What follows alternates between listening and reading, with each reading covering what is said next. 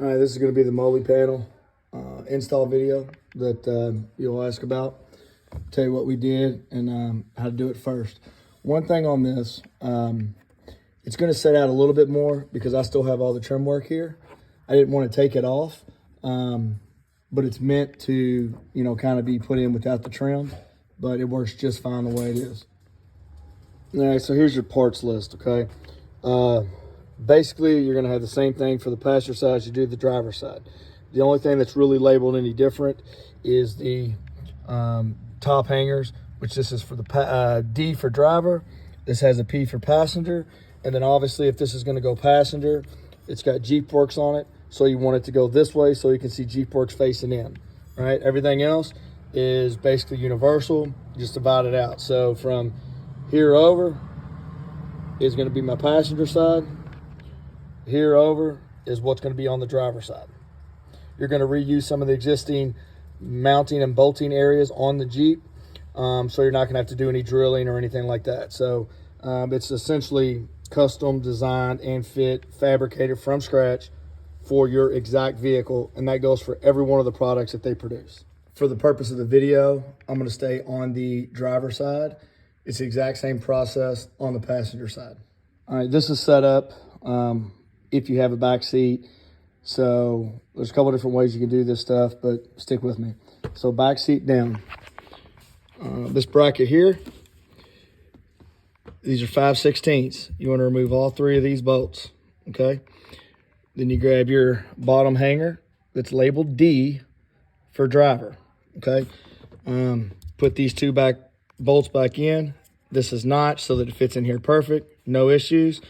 Put it in, get it tight enough to hold, but do not tighten anything up until you get it all set up and adjusted. Second stage, you want to remove this bolt up here for the seat belt. All right, so when you pull this out, this is going to be a T50. It's going to be a little hard at first. These do come with factory Loctite on them from the factory, so you may have to get on a little bit. On top of this, this is part of the seat belt here. There is a little ear that goes up into a slot up in your roof. And then you attach the second bracket. I don't know if you can see that behind there. Third step is this piece. You're going to have a Phillips head screw in here that you take out. Since I have the trim on there, I just drilled this hole out a little bit, threaded one in to sink it down, but you want to put this plate on. This is one of those areas where if you don't have your trim or you feel more secure, you can drill this out.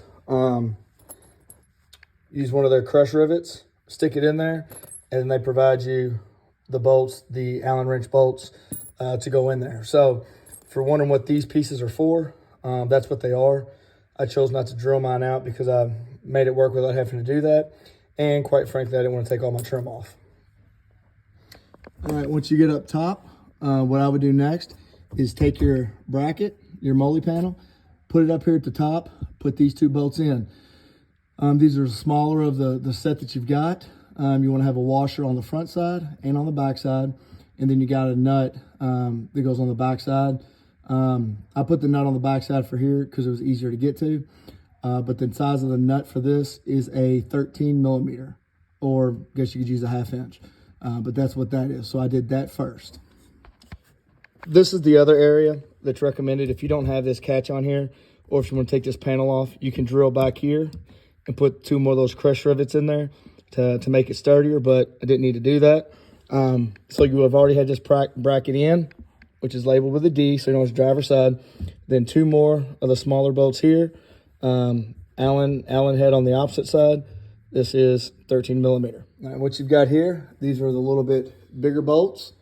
Again, washer on front and back of each one of these. Again, this is an Allen wrench on these.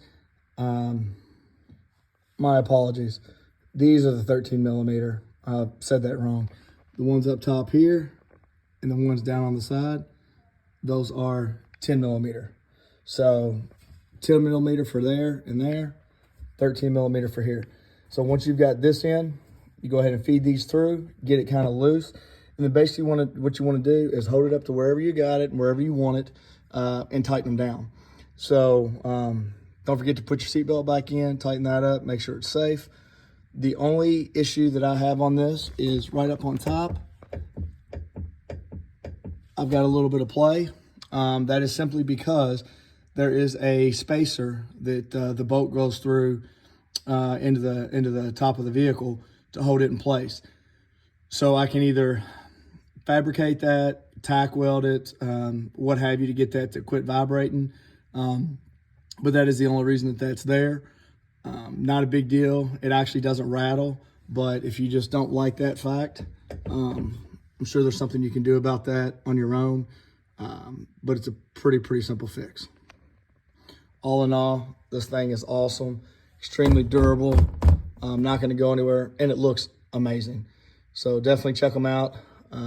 Orange Boxx Fabrication. I'll put the link in the description, and give them a call. Let them build something for you. Finish from the passenger compartment with the seat back up. There's the Molle panel. Finished in the cargo area. Absolutely phenomenal.